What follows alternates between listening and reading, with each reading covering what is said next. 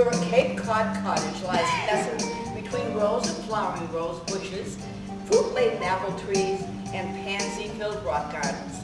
And all who drive past the Cape Cod cottage can't help but smile and think how happy the family who lives there must be. I don't see why I have to go to my room. I didn't bring Mom's favorite flower vase with my Pamela on purpose. What meetings? That's Natalie. Natalie lives in the Cape Cod cottage, but Natalie is not happy. Natalie's daddy and mommy and older sister Nancy and older brother Norman are not happy. And why? Because Natalie suddenly has no respect for anyone else's belongings. Natalie breaks her father's tools, her mother's china, her sister's jewelry, her brother's guitar strings, and if Natalie could speak, all of her dolls and stuffed animals would holler, ouch! I can't help it. Everything I trust breaks. I don't like you anymore. You're too fluffy. If Mommy and Daddy think I'm going to bed, they're sadly mistaken. So while naughty Natalie's daddy and mommy and sister and brother discuss what to do with the naughty little girl, Natalie plops down at her desk and begins to color. But try as she may to stay awake, in a winking, blinking, and nod, little Miss Natalie falls into a deep, deep sleep, and her life will never be the same again. What's happening, Muppet? Why are we so big? Why do we walk here? Why do we talk like we're other people? Don't bother listening to Mother Goose. She isn't here, remember? Natalie left her at Friend's house. Suddenly, a loud moan is heard coming from behind the castle, and Goldilocks and Muffet cling to one another.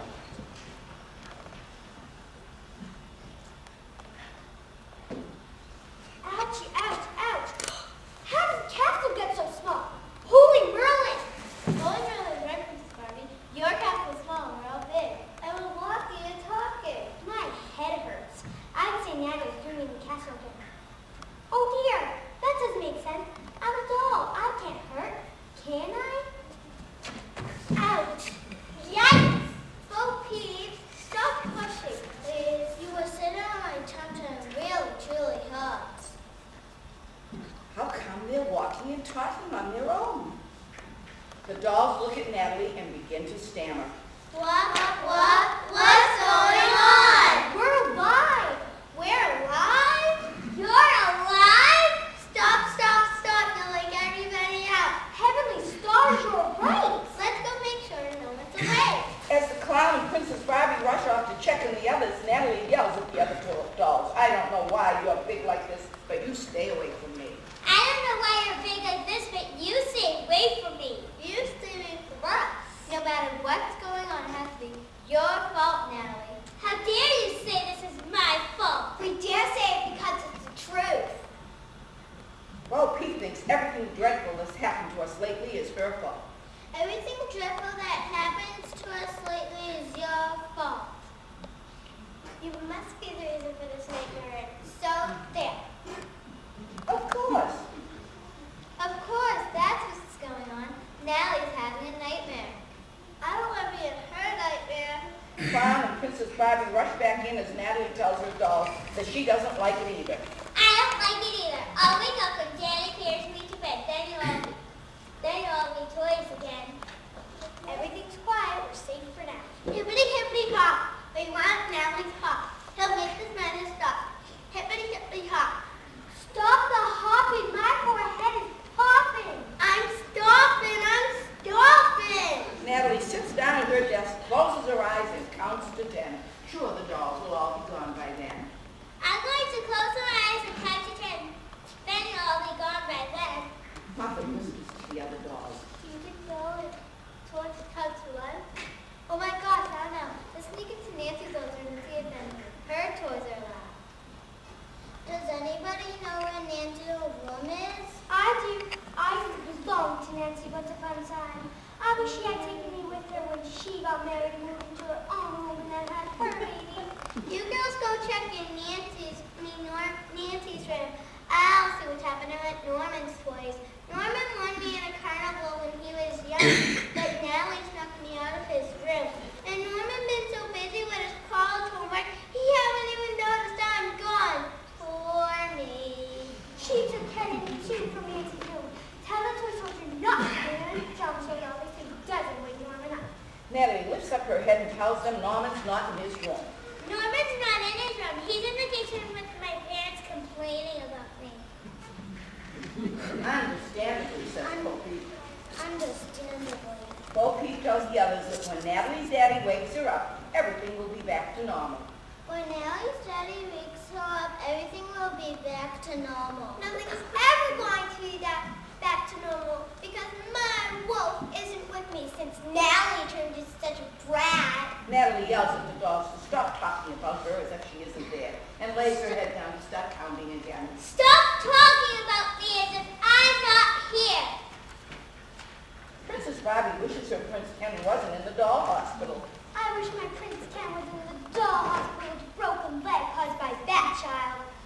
When she tries to make him dance on the granite countertop, Ken would be able to figure out what's going on. Doubt it! I wonder what they meant by that. Prince Ken is very smart and very handsome. Natalie finishes counting, sees Princess Barbie still there, and decides to pinch herself awake. 9, 10. Maybe if I pinch myself, I'll wake up. Ow! Now that was very smart. I'm going to go see what's happening with the others. Natalie realizes she shouldn't have eaten all the junk food she had eaten. I knew I shouldn't have eaten a whole bag of garlic chips with the ringing of a paper. And she lays on her head moaning. Ballerina doll dances in and stares at Natalie in shock, just as the brat dolls come out of the closet.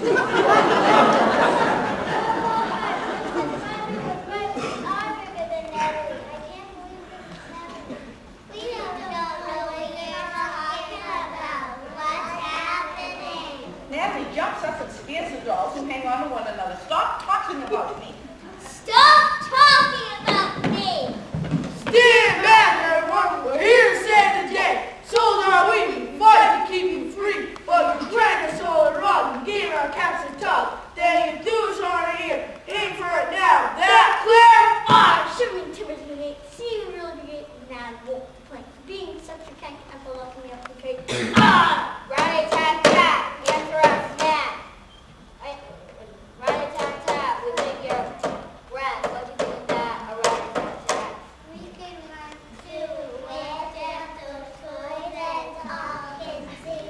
Not me like you, Miss Natalie. And Kay Brat's doll says we don't much enjoy We you. don't much enjoy it all run away, but we have no place to run to, so I guess we must stay. Fair enough, fellow toys. Naughty Natalie's there, and she's no longer ours. Let's pull on her hair. No! Don't you dare pull on my hair! Why not? Because you have no right! Why not? The dolls glare at Natalie, waiting for an answer, but Natalie has no answer for her angry toys, as this is the first time she's ever given any thought to rights, her own or anyone else's. Because why? Just because! You better answer what's in the brig with you. I agree, sir. We should throw her in the brig. Right, tap, tap. Answer us now. Tell you what, little girl. We asked you what question and we want to get stuff. Oh, we're going to pull on your hair, says Miss Jade. But we're going to pull in your hair the way you pull on ours. That's right. Right, we're going to pull on your hair the way you pull on ours. Nothing Natalie doesn't have an answer to us. So it's walk the plank time. If I know about it, say naughty Nellie's at a loss for words. I agree, sir. Naughty Nellie's at a loss for words. And that's the truth. Natalie is at a total loss for words. So, of course, Natalie does what she always does when things don't go her way. She begins to whine and whine and whine, louder and louder. Boys, I'm not going to look at how Miss Jodi says. We're going to drum and block out the noise. Right, tap, tap. Right, tap, tap. Between Natalie's whining and the toy soldiers drumming and the brass dolls buzzing, the noise becomes more than unbearable.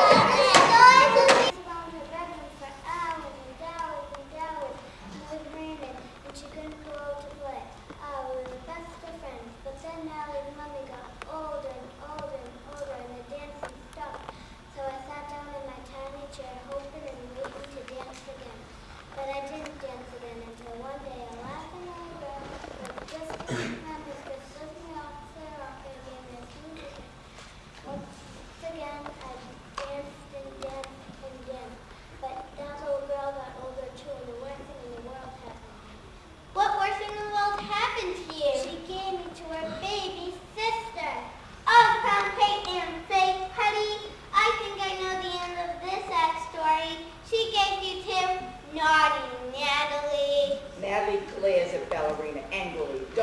me that way. I make you dance. Don't look at me like that. I make you dance. I don't consider making me bounce up and down on your bed, tossing me in the air so hard I hit the ceiling, making me dance. You're a mean little child.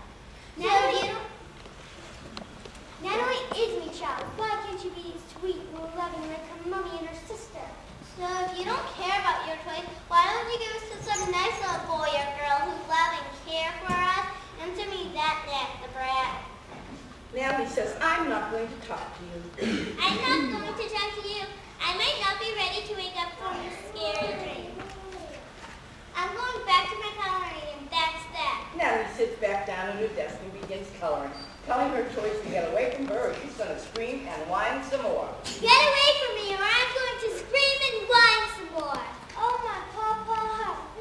The upset ballerina runs back to Nancy's room as Norman's toys rush back in and get as far away from Natalie as they can. The brat dolls come in shaking their heads at mean Natalie. The clown tells her she better not keep threatening her. You keep threatening me. Maybe I'll pick you up by one leg and toss you around the room. Doubt it. Oh, that would be so correct. I remember watching a poor clown be hit from the wall in Norman's room like a shot from a cannon on before Master Schooner. It would all be starting mutiny. I'd be thinking if we make Nat walk the plank, she could become fool for her to shot us. Who would be agreeing with me? That'd be me. That'd be me too. Rat-a-tat-tat, let's do it. Let's make Nat the brat walk the plank. What are you talking about? What does walk the plank mean? You old-fashioned toy, you're so confusing. You're not cool and dressing like us. Muppet looks at the pirate confused. I hate to spoil your fun. Liz, your plate, all the sharks. Have you all lost your minds because you're alive? I believe Natalie's been mean to us lately, but that doesn't mean the rest of us should act inhuman. Even if we are inhuman, at least not human. Come into the closet and explain to us what you just said. I'll try. The clown doll decides to console the ballerina. I'm going to console Ballerina. Bo Peep thinks back to when Natalie was sweet such a long time ago. Natalie was sweet such a long time ago. Natalie remember it was when I was stuffed in the Fisher-Price dollhouse upside down. My left eye peering through the light, pink curtains, and my right arm stuck in an itsy-bitsy tunic. Then Natalie shook the house until I popped on my hard floor. Look what she did to my best friend. I thought I was your best friend. I'm talking about my wolf. One day he was chasing me around with the help of Natalie, of course. And the next day he was being fed to Parky's pickaninnies.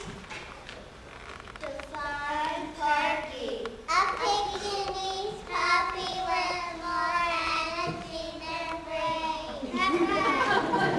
Goldilocks is confused. Why would Natalie feed the wolf to a puppy? Why would I want to feed a wolf to a puppy? A puppy eats puppy food. Natalie jumps up very angry, as she did not feed her wolf to Purdy. I did not feed my wolf to Perky. You most certainly did feed my wolf to the puppy. I'm thankful it wasn't me too. Don't listen to anything Natalie says. She fibs all the time. So why would she feed a wolf to a pickaninny's puppy? I guess to watch the puppy tear my wolf limb from limb. Yucky, how dreadful. You're the fibber, little red rabbit. I was just shaking my wolf on Perky's face to tease him, but Perky was the best. You're a mean little girl, and you don't care about your toys, so why don't you just give us away? The fairy tale dolls run off sobbing. Natalie is getting angrier by the minute. I'm not going to give you away. You're mine.